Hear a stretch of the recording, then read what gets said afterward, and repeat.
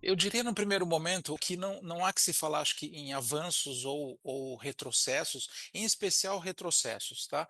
Na verdade, o que eu diria que é importante a gente deixar claro é o seguinte, que a lei veio trazer conceitos para assegurar, de fato, segurança jurídica nas relações de trabalho, né? Porque até então você não tinha uma lei especificando o que você poderia terceirizar ou o que você não poderia terceirizar. Até então, nós temos, a gente não pode falar que tínhamos, porque ele ainda está vigente, muito embora esteja em desuso, o enunciado 331 do TST que diz, na verdade, né, que você não pode terceirizar sua atividade fim. Então, eu diria que a lei ela veio para deixar um ponto já esclarecedor no sentido de que você pode sim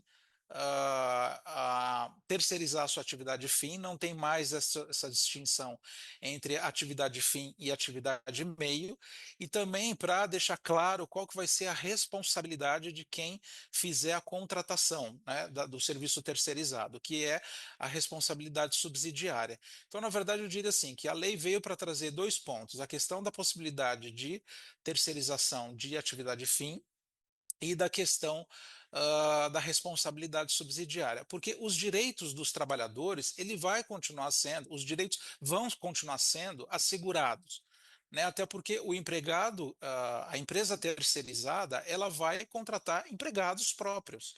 Então, na verdade, a empresa que contratou uma empresa terceirizada vai continuar pagando pela prestação de serviços, obviamente, e essa empresa que foi contratada para prestar o serviço terceirizado vai pagar os seus empregados. Então, eu não vejo como uma questão de você retroagir ou excluir direitos, né? Eu vejo como a continuidade das relações de trabalho e de uma segurança jurídica assegurada às empresas que optarem por fazer ou por utilizar o instrumento de terceirização.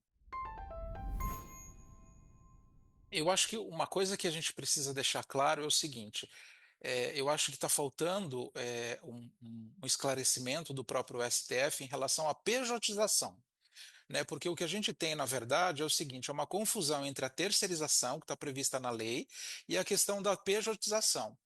Que são coisas totalmente distintas. Uma coisa é uma empresa que contrata uma empresa terceirizada, especializada numa determinada atividade, para que ela preste serviços voltados para aquele negócio, né? Outra coisa é você contratar PJs, ah, que aí é a famosa pejotização, quando na verdade você teria a possibilidade de contratar como empregado ou você contratar empresas especializadas para a prestação de serviços daquela natureza.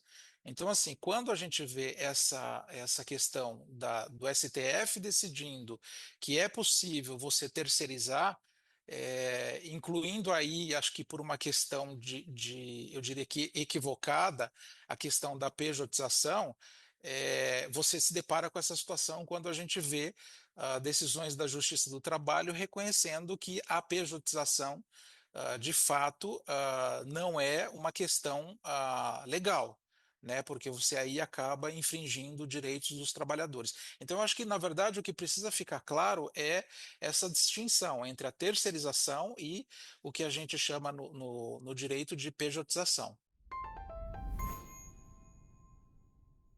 Essa é uma outra discussão também bem interessante, porque isso me remete à lei da reforma trabalhista, né? Propriamente dito, porque quando foi votada a lei, né, e foi promulgada, o discurso maior é que a lei criaria empregos, né? E lei não cria emprego, a não ser que seja uma lei voltada efetivamente para atividade econômica, né? Então, assim, eu acho que foi equivocado você mencionar que você está criando uma lei ou você está promulgando uma lei propriamente dito para uma questão de criação de empregos.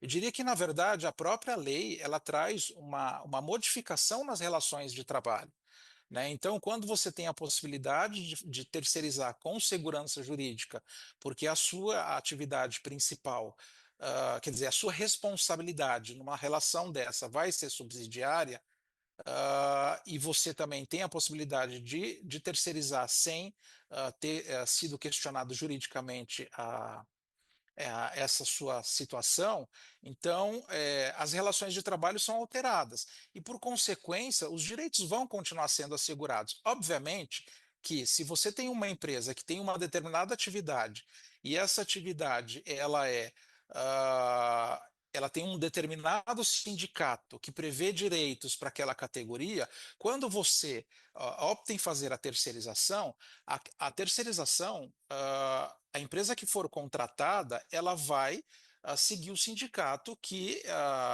representa aquela categoria. Então, pode ser que, de repente, aquele sindicato ele tenha direitos menores do que aquele sindicato inicialmente que englobava essa situação de terceirização. Tá? Então, assim, na verdade, você pode ter uma pequena diferença de direitos, seja, por exemplo, num vale-refeição, uma questão de assistência médica, enfim, diversos direitos contemplados numa convenção coletiva, porque são sindicatos diferentes, tá? Mas a preservação dos direitos continua e a responsabilidade subsidiária de quem contratou também continua, até porque a empresa que contrata uma empresa terceirizada, ela vai ficar fiscalizando ah, se a empresa está cumprindo com as obrigações, até porque ela também quer, ela vai ficar, como ela fica responsável subsidiariamente, ela tem esse interesse em saber se os direitos dos trabalhadores que ali estão prestando serviço estão sendo assegurados. E, obviamente, a empresa que contratou os empregados, ela está oferecendo emprego. Então, assim, você pode, eu não diria que você está criando emprego, né? Criando empregos, propriamente dito. Ah, mas poderia dizer que modificou as relações de trabalho.